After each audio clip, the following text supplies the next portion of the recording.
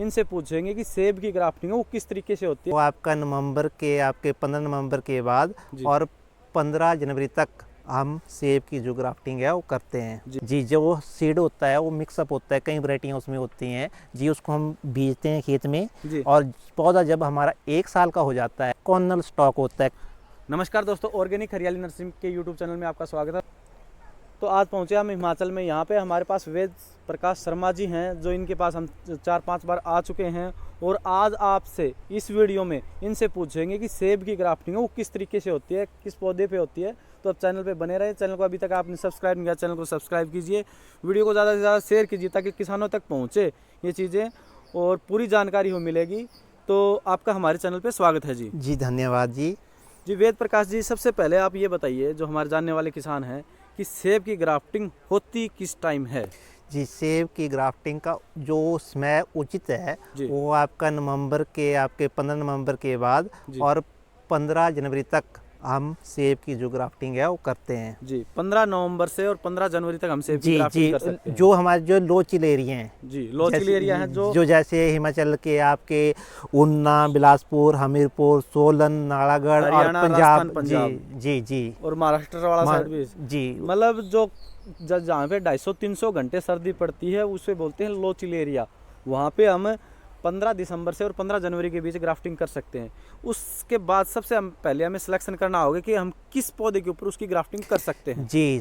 Apple की grafting Apple के पौधे पे होती है जी। एप्पल का जो पौधा होता है ये तो हमारा जो सीड होता है एप्पल का उससे हम तैयार करते हैं जी। जो वो सीड होता है वो मिक्सअप होता है, कई वैरायटियाँ उसमें होती हैं जी। उसको हम बीजते हैं खेत में और पौधा जब हमारा 1 साल का हो जाता है तो उसके बाद उसके ऊपर हम ग्राफ्टिंग करते हैं। और सेकेंडली दूसरा जो होता है हमारा कॉर्नल स्टॉक होता है। कॉर्नल स्टॉक ऐसा होता है कि जो भी हमारा एप्पल का जो ब्रांच है इस तरह का जो ब्रांच रहता है। एक तो हो गया अपना बीज से जो हम तैयार करते हैं, दूसरा बोलते हैं जिसको रूट स्टॉक बोलते हैं ना। रूट स्टॉक नहीं हुआ, रूट स्टॉक अलग है, एक कॉर्नल स्टॉक है। कॉर्नल स्टॉक ऐसा हुआ कि ये आपका 6-7 इंच का जो होता है एक स्टिक्स होती है जी। इसको हम जमीन में गाड़ते हैं जी। तो जमीन में हम गाड़ते हैं तो 1 साल के बाद इसमें यहाँ से जड़ें आना शुरू हो जाती हैं। गाड़ने के बाद जी कब लगाया जा सकता है ये जी? ये आपका जो लगेगा ये आपका जनवरी फरवरी के बीच में लगेगा। अगर हम नॉर्मली गाड़ देते हैं, जमींदार ऐसे गाड़ देते हैं, तो कितने टाइम बाद में इसमें जड़ों का निकलना शुरू हो जाता है और कितने % रिजल्ट रहता है जी? जब हम इसको नीचे गाड़ देते हैं जी तो 20-25 दिनों के बाद तो इसमें अंकुर आना शुरू हो जाता है। जड़ नहीं आएगी पहले आपका ऊपर से अंकुरित हो जाता है। जैसे जैसे आपका अंकुर जो बढ़ता जाएगा तो उसके बाद वो जड़ यहाँ से निकलना शुरू हो जाती है। 2-3 महीने के बाद या 2 या 3 महीने के बाद जब आप इसको देखेंगे निकाल के तो अच्छी तरह से इसमें जड़ें आई होंगी, निकली हुई मिलेंगी जी। तो ये बताइए, अगर 100 टहनियाँ हमने लगाई तो उसमें से कितनी चलने की संभावनाएं रहती हैं? मैक्सिमम 100% आपके चलने की संभावनाएं रहती हैं, पर इसमें हमें काफ़ी सारी चीज़ों का ध्यान रखना पड़ता है क्योंकि जब पौधा हमने लगाया हुआ है तो प्रॉपर इसमें फीडिंग चाहिए होती है, पानी प्रॉपरली चाहिए होता है। अगर मान लीजिए हमारा जो जमीन हो गई वो ड्राई हो गई, सूखी हो गई तो पौधा मर जाएगा। तो इसके लिए हम एक अलग से वीडियो लेके आएंगे कि इसकी जो है वो हमें पौधा तैयार करना है वो किस तरीके से करना है। ये सीडलेस पौधे का ही हमें टहनी लेनी है जी। नहीं, जो हमारा जैसे एन्ना है, डोरसेट है, माइकल है या उसकी टहनियाँ लेंगे, हम गाड़ेंगे और उसके ऊपर ग्राफ्टिंग करेंगे। उसके बाद में फिर उसके ऊपर दोबारा ग्राफ्टिंग होगी। 1 साल जब हो जाएगा पौधा तो उसके बाद हम इसमें ग्राफ्टिंग करेंगे जी। कंप्लीट हो गया कि सीड वाला 1 साल का और कॉर्नल स्टॉक का भी 1 साल का। बेटर कौन सा रहता है दोनों में से? सीडलिंग वाला बेटर, सीडलिंग वाला ज्यादा बेटर रहता है जी। क्योंकि इसमें जो जड़ें होती हैं उतनी वो नहीं हो पाती हैं, बन नहीं पाती, मजबूती नहीं बन पाती हैं और उसका लाइफ सीडलिंग वाले का ज्यादा रहता है, इसका थोड़ा कम रहता है। ये सभी पौधों में होता है कि सीडलिंग वाला पौधा सबसे मजबूत होता है क्लोन वाले से, जिसे क्लोन भी बोलते हैं। आप रूट स्टॉक पे चले जाते हैं जी। रूट स्टॉक में भी आपका ऐसा होता है M9 M8 आपका 8, 10, 12 साल तक आपके पौधे की लाइफ रहती है। अगर आप सीडलिंग का लगाते हैं तो 15 से 18, 20 साल तक आराम से चलता है जी। तो आप मुझे ये बताइए कि जो अभी जो हम ग्राफ्टिंग करेंगे ये है अपना ये सीडलिंग है, सीड से तैयार हुआ है। सीड से तैयार है। देखो आप इसमें देख सकते हो रूट कितने जबरदस्त बने हुए हैं। ये है, ये अभी सुस्त अवस्था में है। देखो ये बिल्कुल पत्ते गिरा रखे ऊपर टॉप पे हैं।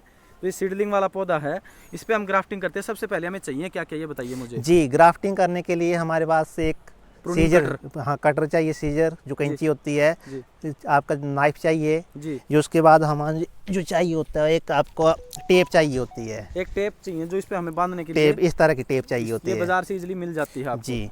अभी हम आपको करके दिखाएंगे कि इसकी हम ग्राफ्टिंग किस तरीके से जी। और एप्पल की जो ग्राफ्टिंग होती है जी, एप्पल में हम सिर्फ टंग ग्राफ्टिंग करते हैं। टंग ग्राफ्टिंग जी, टंग ग्राफ्टिंग होती है कि जीभ से जीभ को मिलाते हैं। जिस तरह आदमी की जो जीभ होती है 32 दांतों के बीच इतनी अच्छी तरह से प्ले करती है, बहुत अच्छा कुछ बोलती है, इस तरह अगर हम इसकी जो जीभ है जो अच्छी तरह से मिल जाती है तो उसके फेल होने के चांस हैं बिल्कुल आपके जीरो हो जाते हैं जी।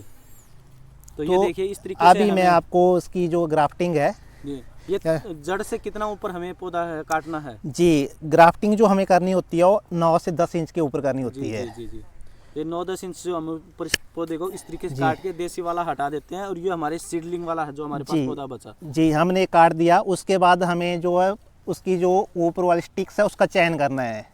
तो इसके जो ऊपर की स्टॉक है उसको हमने चयन करना है इस तरीके से जी कि कौन सी हमने करनी है। इसमें आप हरिमन 99, एन्ना, डोरसेट, माइकल, या आपकी जो अपर में जो बर्फ वाले एरिया जो होते हैं जी, वहाँ पे हजारों एप्पल की हजारों वैरायटी हैं। तो आपका डिपेंड करता है कि आप कहाँ के लिए तैयार कर रहे हैं। तो हम नॉर्मली बात कर रहे हैं लो चिल एरिया की, तो हम यहाँ की एन्ना जो वैरायटी है उसकी हम ग्राफ्टिंग कर रहे हैं। तो उसमें 2 चीज़ों का ध्यान रखना है, जो हमारे नीचे की जो रूट है जो जी, बीजू पौधा हाँ, और ऊपर का जो है वो आपका ये जो दोनों बराबर होनी चाहिए, ये इक्वल मोटाई होनी चाहिए इनकी, ये नहीं कि एक पतला और एक मोटा हो जाए।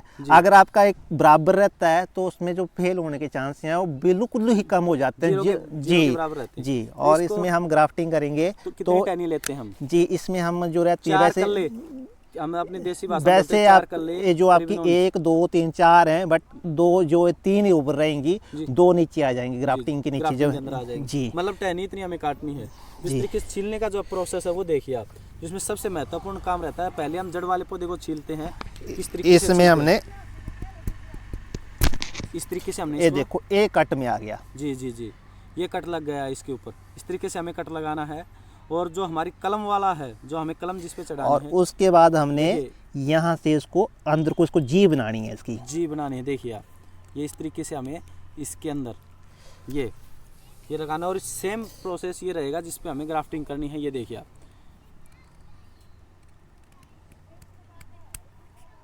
ये देखिए इस तरीके से बिल्कुल प्यार से आ गया जी, ये हो गया। और इसके अंदर भी आप इसमें भी हमें जी बनानी पड़ेगी। देखिए इस तरीके से ये हमें इसको भी आराम से छील लेना है। इस तरीके से बिल्कुल प्यार से हम इसमें ये बना दिया है। ये देखिए आप, ये बन गई जी, ये बन गई इसकी। और इसको हमने इसमें मिला देना है।